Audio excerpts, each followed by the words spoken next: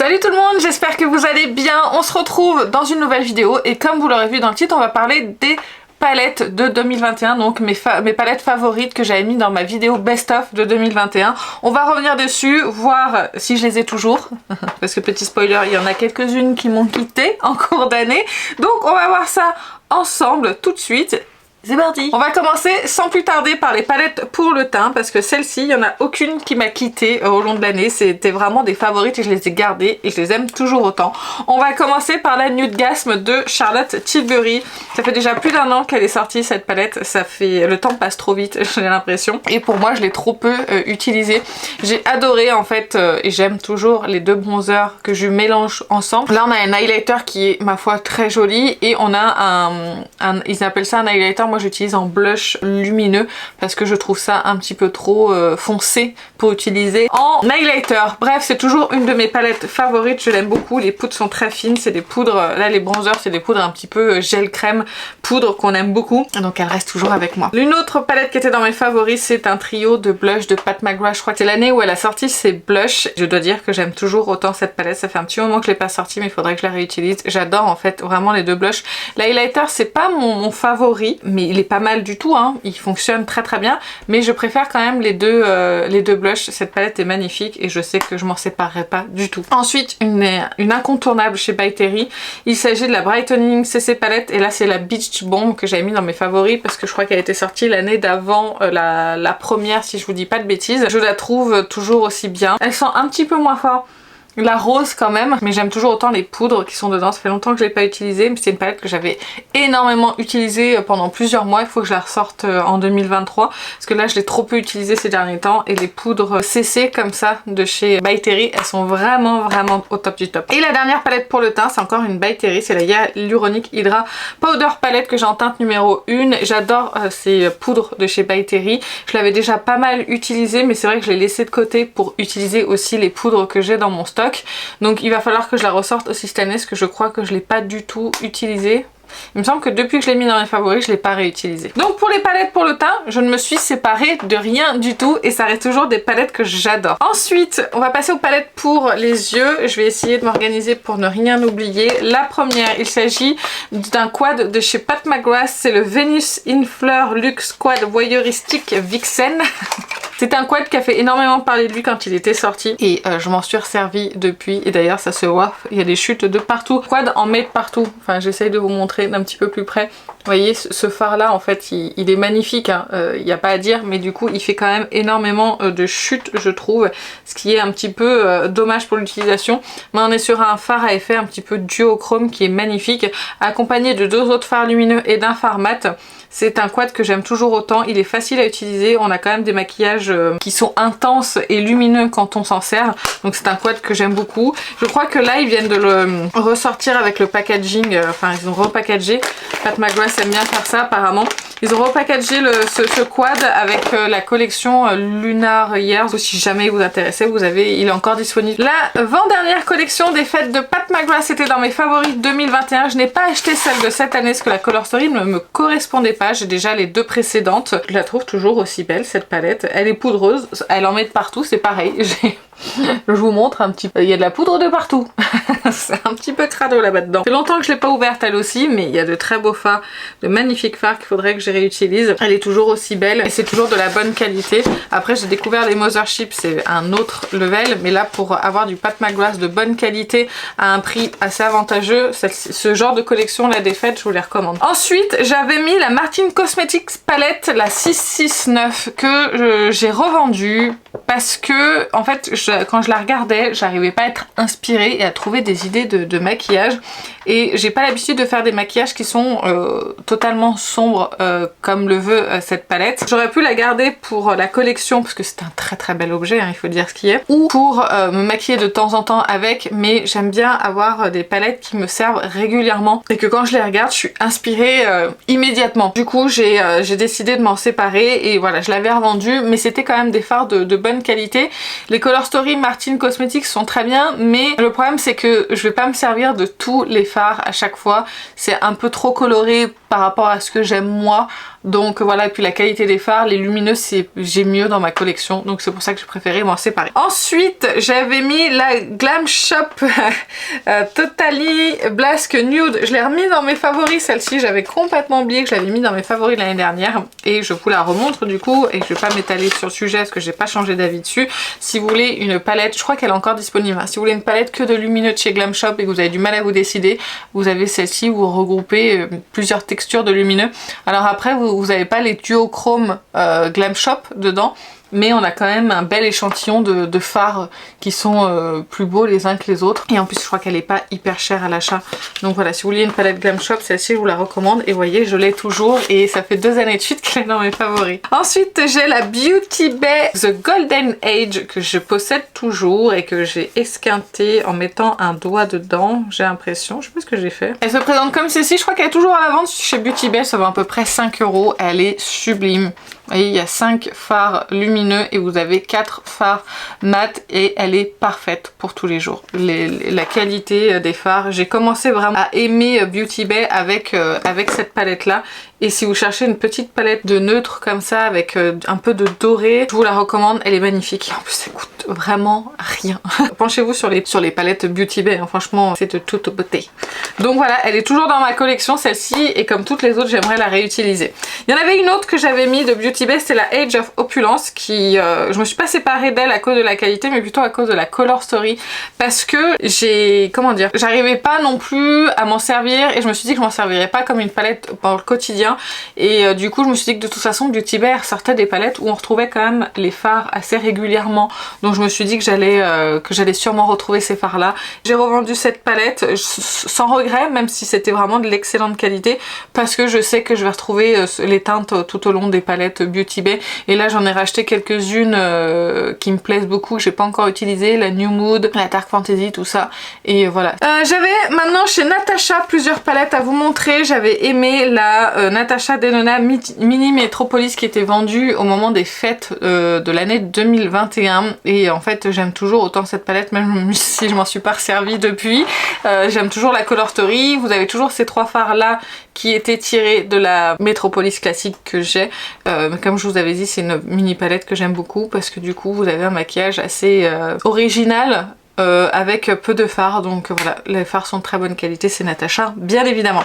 J'avais aussi mis la rétro palette, j'ai mis beaucoup plus de Natasha l'année dernière que cette année, hein. La rétro palette, je l'adore cette palette, vraiment toujours autant. Je me suis remaquillée cette année avec, je l'avais ressortie dans une rotation et je la trouve toujours aussi belle. Si voilà, j'aime bien ces petites palettes comme ça à thème où vous savez que vous voulez un maquillage dans les mauves, roses, violets, bah vous allez dans cette palette et le maquillage sera réussi. Et voilà, je l'aime toujours autant. Je vais assez vite parce que c'est des palettes dont je vous ai parlé tout au long de l'année. Il y a aussi la Zendo palette. Au niveau de la qualité, celle-ci c'est pas la même chose que la rétro, mais j'aime beaucoup la Color Story. Je l'ai beaucoup utilisée celle-ci en fait. Je me rends compte que j'ai fait énormément de looks parce que je la trouve tellement facile à utiliser pour le quotidien. C'est facile. Et en plus vous avez un peu de vert, vous avez un peu de chaud, un peu de corail, un peu de marron. Je trouve qu'elle est vraiment très bien.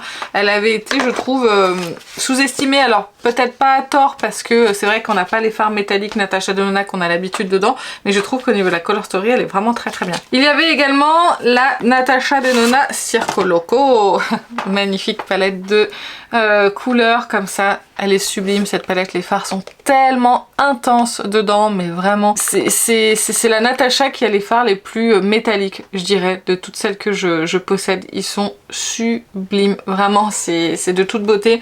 Après on est plus sur les formats midi, là on est sur les gros formats à 125 €, donc c'est vrai que ça coûte plus cher. Est-ce que c'est pour ça que les fards sont un peu plus métalliques, c'est d'autres formules, je ne sais pas, mais en tout cas là-dedans vous avez des fards hyper métalliques. Si vous aimez la couleur, je vous la recommande. Et en plus je sais pas si ce sera encore les soldes au moment où vous verrez cette vidéo, normalement oui, et elle était à moins 50% sur le site Sephora, donc ça valait vraiment le coup. Ensuite on passe à une grande palette et j'en ai qu'une seule de cette marque là, c'est Color Colourpop. J'adore cette palette toujours autant. Quand je la regarde, c'est facile je trouve en fait de se maquiller avec cette palette là. Comme l'année dernière, je vais vous dire, j'aime bien le fait que ça soit rangé en colonne comme ça, en ligne. Vous avez du vert, du bleu, du violet, etc. Et je trouve que c'est tellement facile du coup à l'utiliser avec les différentes textures. Vous avez du métallique, vous avez un peu de duochrome, mais qui sont pas non plus hyper intenses. Vous avez du mat, vous avez du métallique classique, enfin bref, vous avez les paillettes, enfin c'est des super beaux fards et vous avez de toutes les textures et je la trouve hyper complète pour même pour le quotidien en fait. Hein. Donc vraiment c'est toujours une palette que j'apprécie toujours autant, que je n'ai pas réutilisée mais que je trouve toujours très belle. Je me suis séparée de pas mal de palettes Colourpop ces derniers temps parce que j'arrive pas à les utiliser, mais celle-ci je sais que je la garderai. Ensuite il y avait la palette de Charlotte Tilbury, hop je vais essayer de rien casser, c'était là... Son nom à chaque fois me fait rire, la Instant Eye Palette Smoky Eyes Are Forever. Et du coup cette palette elle a été sur la sellette là il y a pas longtemps, je failli la vendre, puis finalement je me suis dit bon je vais peut-être pas la vendre et puis voilà, je vais la réutiliser dans une prochaine vidéo avec vous parce qu'elle fait partie de mon haul à l'aveugle. Peut-être que vous l'aurez vu avant ou pas, je ne sais pas exactement comment je vais m'organiser pour les vidéos, mais voilà, pour le moment je sais pas si je vais la garder ou pas. Elle est sur la sellette, on verra bien, sinon je la remettrai en vente. Mais c'est vrai que les fards Charlotte Tilbury c'est pas mes préférés, mais dans ces palettes là elles sont pas mal et j'aime bien le fait qu'elles soient faciles à utiliser. Ensuite une palette que j'ai beaucoup aimée, il s'agit de la Rose Quartz de Huda Beauty que je possède toujours. J'aime beaucoup le packaging, il est vraiment très joli et j'aime toujours les fards qui sont dedans. À chaque fois que je l'ouvre je me dis mais waouh, il faut que je me maquille avec les fards lumineux qui sont dedans là. Celui-ci, ils sont de toute beauté. Je crois que j'ai jamais utilisé celui-ci. Il me semble pas. Il devait pas m'attirer parce que vraiment quand on ouvre on a envie d'utiliser en fait ceux qui sont là hein. Franchement, en tout cas pour ma part. Elle est magnifique cette palette, j'aime beaucoup la Color Story, j'aime beaucoup les fards, ils sont de toute beauté, c'est vraiment magnifique. Oh là là, ça y est, j'ai de nouveau envie de me maquiller avec toutes les palettes que j'ai sorties. Bref, du coup j'adore toujours autant cette palette, je l'ai pas ressortie je crois depuis que j'ai fait cette vidéo, je crois qu'elle a peut-être été dans une rotation mais il y a un petit moment de ça. Si c'est une palette que vous vouliez acheter, moi je vous la recommande à 2000%, elle est magnifique. On continue chez Huda Beauty avec... la Wild Jaguar, je peux pas m'en séparer de cette palette, je l'aime tellement et j'aime tellement les fards, ces deux-là surtout. Après tous les autres hein, fonctionnent très bien, sauf celui-ci je crois qui est un petit peu plus compliqué il me semble. Non c'est celui-ci qui est un petit peu compliqué quand on le prélève, il passe pas grand chose je trouve, mais ça reste quand même un joli phare hein, qui peut s'utiliser mais je trouve en topper plus qu'autre chose. En gros il faudrait mettre celui-ci et après vous mettez celui-ci par dessus. Bref, sinon j'adore toujours ces deux fards là, j'aime bien la Color Story de cette palette, je la trouve magnifique, je trouve qu'elle avait vraiment fait fort avec celle-ci et bah, je m'en suis toujours pas séparée parce que je l'aime toujours autant. Ensuite il y avait la Makeup by Mario, la Metallics, c'est ça, la Master Metallic, c'est que des fards métalliques crémeux dedans. Je l'ai pas réutilisé non plus mais c'était une palette que j'avais beaucoup utilisée. On est sur des fards qui sont ultra pigmentés mais vraiment, regardez-moi ça. On a un seul passage, c'est magnifique. On a des très beaux métalliques. On peut l'utiliser toute seule si vous le souhaitez. Un seul fard sur la paupière ou même plusieurs. On peut l'utiliser avec une palette de mat ou avec d'autres mats. Enfin bref, chacun fait comme il veut. Mais j'aime bien parce qu'on a un joli assortiment de métalliques dedans. De toutes sortes, on a du rose, du kaki, du cuivré, du doré, du bleu. Enfin, bref, je trouve qu'on a vraiment de choix dans cette palette et j'adore la dernière sortie de Makeup by Mario, c'est la nude là, qui a l'air vraiment très belle. Déjà elle est en rupture de stock sur son site et en plus elle coûte 80 €. J'ai hésité, si jamais elle revient en stock c'est pas dit que je l'achète pas si j'ai le budget, si il n'y a pas eu d'autres nouveautés, que j'ai pas acheté d'autres choses entre temps, c'est pas dit que je l'achète pas, mais c'est quand même un certain coût, mais apparemment elle est vraiment d'excellente qualité. Avant-dernière palette, c'est une palette de chez NARS, c'est la Summer Solstice. Oui c'est ça, la Summer Solstice, c'était la palette de l'été 2021 de chez NARS que je trouve toujours aussi belle. Je crois pareil que je l'ai pas réutilisée cette année, c'est ça hein, quand on achète beaucoup de nouveautés, on a du mal à ressortir les anciennes palettes. Elle est magnifique hein. C'est bien pigmenté, ça fonctionne bien, il n'y a rien à dire. Celle-ci c'est une palette dont je me séparerai pas parce que j'adore les fards lumineux qui sont dedans. C'est de toute beauté comme on pourrait dire. Et la dernière et pas des moindres, vous vous souvenez de cette palette comme on en a entendu parler? La NARS Climax, magnifique palette, magnifique palette. Je sais pas si je l'ai ressortie cette année, j'en suis pas sûre. Tout ce que j'aime en fait, il y a du bordeaux, il y a du kaki, il y a du nude, enfin elle est magnifique cette palette et bah, encore une fois, il faudrait que je la réutilise, hein, comme toutes celles que je vous ai montrées. Elle est tellement fait parler d'elle, moi je l'avais vraiment, dès que j'avais vu la Color Story, j'avais flashé, je me suis dit je l'achèterais coûte que coûte et elle est magnifique et je la trouve...